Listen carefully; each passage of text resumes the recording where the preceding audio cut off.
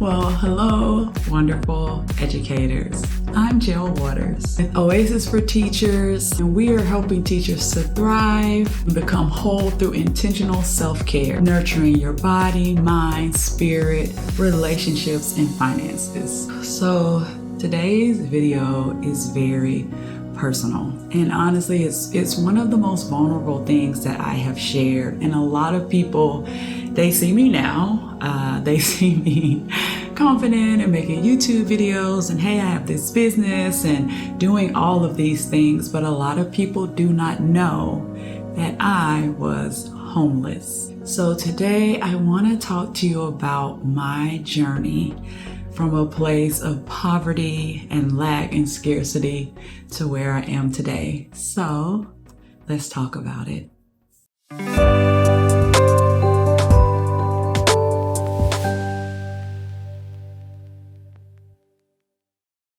Hello again, this is Jill Waters, and again, welcome to Oasis for Teachers. I'm so glad that you're here. We have so many resources to help you to become that whole educator. Go to oasisedservices.com. Don't forget to like and subscribe to this channel. Well, surprise! I don't really talk about this that much. I know I talk a lot about overcoming anxiety and depression and the suicidal thoughts and the burnout and all of those things. I talk so much about how self-care has brought me to this place of wholeness and peace, but I so rarely talk about, wow, I was homeless, and I have no particular reason why I don't share about it. I guess it was part of my past. I'm not ashamed about it, but I guess I've just been so excited about these newer changes that have happened in my life. I wanted to just be candid and open with you all and just share my past, and I pray that it encourages you. And if you are in a place of lack, if you are in a place of scarcity and you are in survival mode and you are just trying to figure out how you are going to make ends meet, been there, done that. Can I tell you that God can bring you to a place of peace? God can bring you out of any situation. And if he can do it for me, he will most definitely do it for you. He is a wonderful father, and he wants to bless all of his children. So I wanted to encourage you with that today. So let's go all the way back. Well, it's not all the way back, but earlier in my life, I went to Tuskegee University. And while I was at Tuskegee University, the first guy who paid me any type of attention, I gravitated, and we got married my sophomore year in college.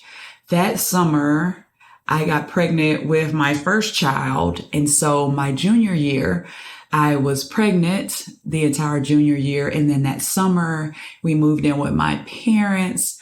I had Ethan and, the Ethan heart. And yeah, my senior year, I had Ethan. We worked our classes out so that we could watch him in between classes. We had friends that would babysit. And my senior year, when I'm graduating from Tuskegee University, he graduated as well. Ethan is 1 year old, so we're in our cap and gowns, and I have Ethan on my hip. He's 1. And just imagine being in college and pregnant and graduating with a toddler. Wow. And I think back on those times, that's pretty incredible. And I praise God for those times.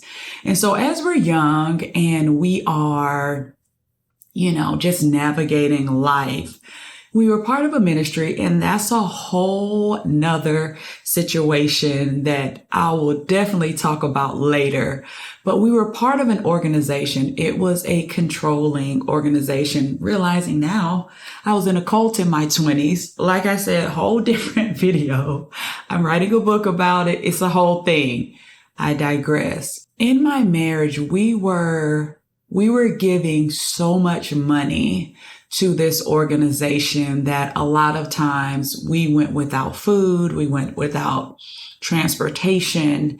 And at that point, every house that we lived in, we were evicted from because we were just giving so much money to this church. I say church very loosely, but there were so many times I didn't even know what I was going to eat, let alone what the children were going to eat. Or if we got a certain amount of food, I would make sure that my children were eating and I would go without. I had Ethan in 99. I had Xavier in 2001. I got pregnant with Christian, our daughter in 2002. And then I got pregnant with Lauren when Christian was only 3 months old. So Lauren was born in 2003.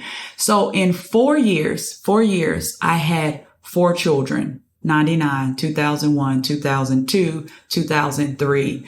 And when I tell you all, we were broke, y'all, we were broke. I remember living in motels and going to other hotels with the children, pretending like we were guests there just to have breakfast. I remember going to clothing closets. I remember going to food banks, and so grateful for these things because we were just so broke. And being in that scarcity mindset and that survival mode, you don't know if you're going to have enough money to pay for your hotel room for the next night. You don't know if you're going to have money to eat. You don't know where you're going to sleep. We had situations where we didn't have a car. So I would walk places and I would have, at that time, 2 children in a stroller and Ethan walking next to me and I'm walking places, and it was a whole thing. So now not only was I dealing with homelessness on and off in my marriage, but when I decided to leave my marriage, which in and of itself was another abusive and controlling situation. Wow, y'all, I could just write so many books, like all of the pillars of Oasis, whether it's the body, mind, spirit, finances, and relationships. I literally have struggled. I mean, struggled horrifically in all of those areas that I'm just, wow, I'm so grateful for the progress. And I'm telling you, if I could do it, if I can be at a place of wholeness and peace again, you can do it. You can do it, y'all. So I remember when I decided, like, I'm going to leave this situation. I don't want my children to grow up in this toxic environment. It was very verbally abusive. It was becoming more physically abusive. And one of the last straws was their dad was leaving another job. We were so unstable. And so I was like, if you leave this job, then I'm going to leave you. And he literally dragged me kicking and screaming out of the house. My children are crying. My children are screaming. He's dragging me out of the house. It's like winter time, and threw me out of the house. And I'm outside, like carpet burns all over, crying outside, no shoes on, pajamas on, house clothes on, children, I can hear them in the house screaming. And that right there, that was the point where I was like, okay, I don't want to do this anymore. And so I called my mom and I told her if I could just use your car. And I borrowed my mom's car. I called their dad up and I said, I'm leaving. I'm not coming back. And I packed as much stuff in my mom's car as I could. And I just left. So when I left their dad, it was 2008. And the children were 3, 4, 5, and 7.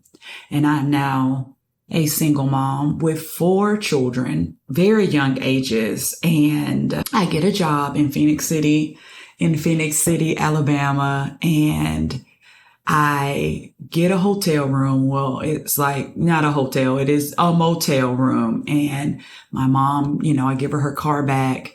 Her and my dad were not together at this time. They had got divorced when I was pregnant with Christian, our third.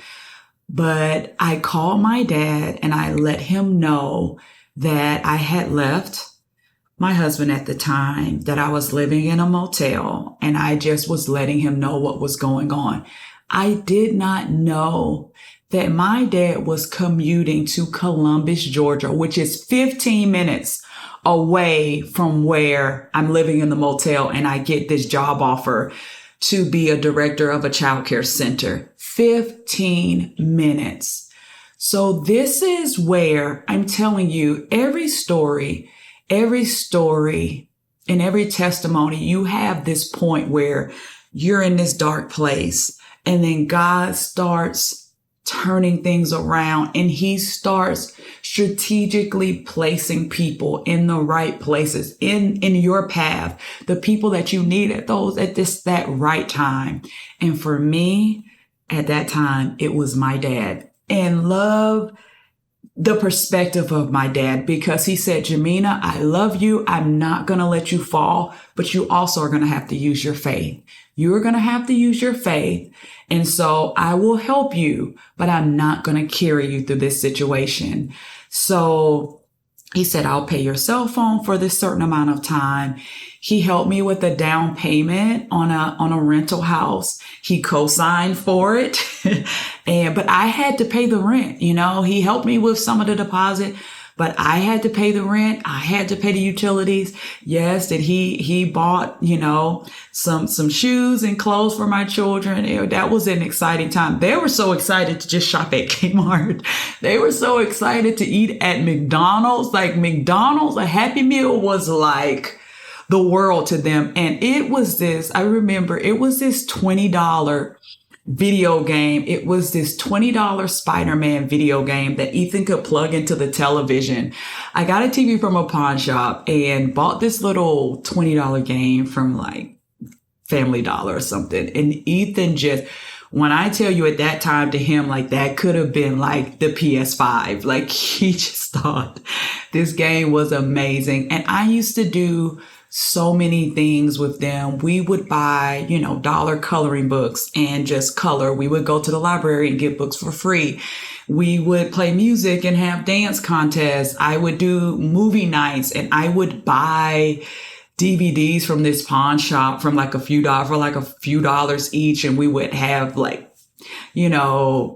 movie night every Friday. But when I tell you, this is just some of the most beautiful times. And me and my children, we still talk about this to this day. I mean, thank God for food stamps. I mean, I had hundreds and hundreds of dollars. I have 4 young children, so I would get food stamps. We would go to Walmart and thrift stores and buy clothes and toys. I would go to Dollar Tree and get things. And just slowly but surely, I just continue to grow and grow and grow. And wow, today you would never know. You would never know. My children have such an amazing testimony. Ethan is thriving and doing well in business.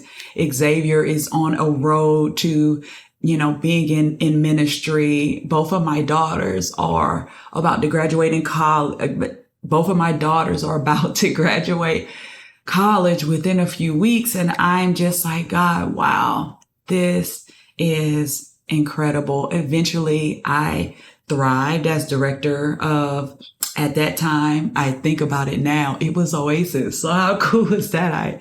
I remembered that the other day, that it was Oasis, I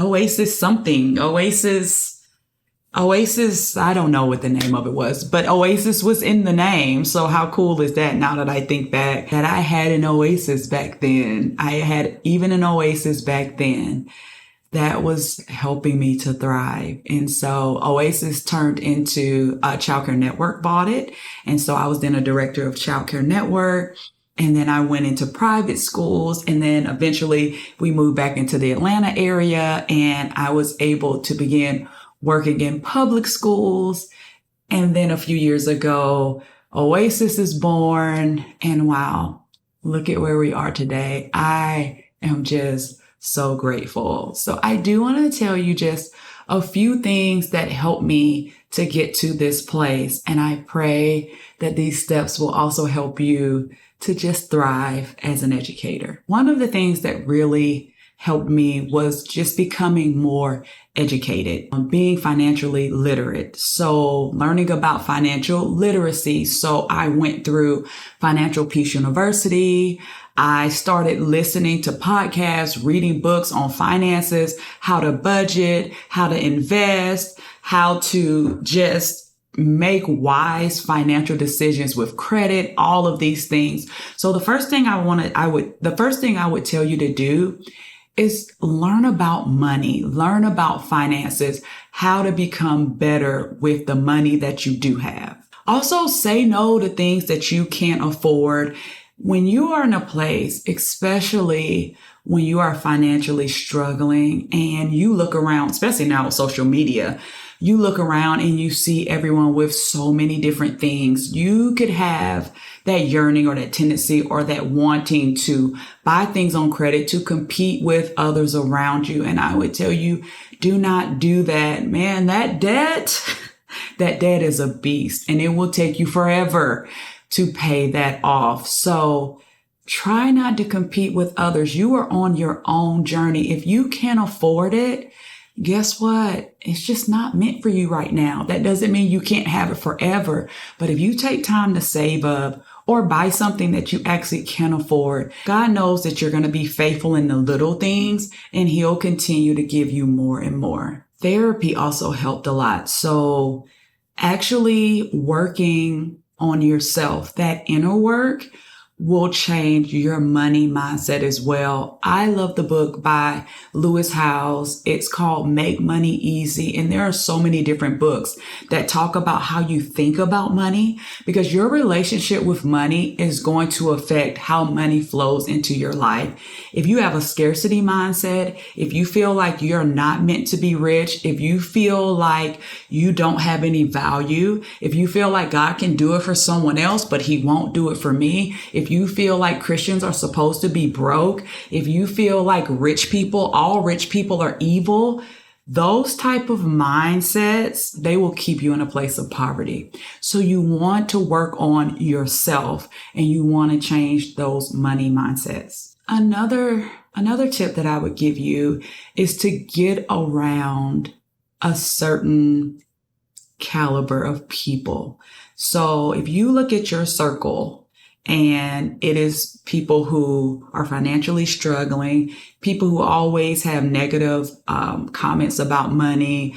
You know, I never have enough money. There's always more month and less check, whatever the negative things are. You need to up your circle and up your surroundings. Guess what? Even if you can only do it for a night, get a beautiful hotel room for just a night. Go get in the car. Get in the car that you want and test drive it. You know, rent an Airbnb of a beautiful place, even if it's just one day. I've known of people who have rented a mansion for like a few hours just to get in that space and be in that mindset and have wealth around you. You know, if you like nice things, get nice things on sale. Buy the name brands on sale. It's just something about being around nice things. It just changes your mindset. Go to a really nice restaurant, even if you can just afford the appetizer, but just get around wealthy people, wealthy spaces, and watch how it elevates your mind in life. So I really hope that this blessed you today. Yes, there were times that I was living in motels. Yes, there were times I had no car. I remember, using taxis and driving the daycare van because we had no car. But now I'm just looking around at all that God is doing. And again, guess what? You can thrive too. I am so grateful to God that He is not a respecter of persons, that He loves all of His children. And if He'll do it for me, He will most definitely do it for you. So at Oasis for Teachers, the financial pillar is there because I understand when you don't practice self-care, even in your finances, that you can be in a place of scarcity, lack, and instability. And I know what it's like to just be afraid that you won't have a place to stay. You won't have food to eat. You don't know where you can get the things that you need for you and your family. But there can be a turnaround. And I pray and I know that God will do it for you as well. So remember, have those financial boundaries. Budget, but with grace. Say no to overspending and give yourself permission to build. This is a process. It is not an overnight process, but eventually you will look back and you will see how far God has brought you when you take intentional steps. So if this spoke to you, share with another educator who needs hope today. And if you're on your own financial healing journey, drop a heart in the comments so that I can pray for you. Thank you for watching, wonderful educators. Again, I'm Jill Waters for Oasis for Teachers. We're helping teachers to thrive and become whole through intentional self-care, nurturing your mind, body, spirit, finances, and relationships. I love you and I'm praying for you all. Remember, there is so much greatness in you. Go forth and be great. And I'll see you next time in the Oasis.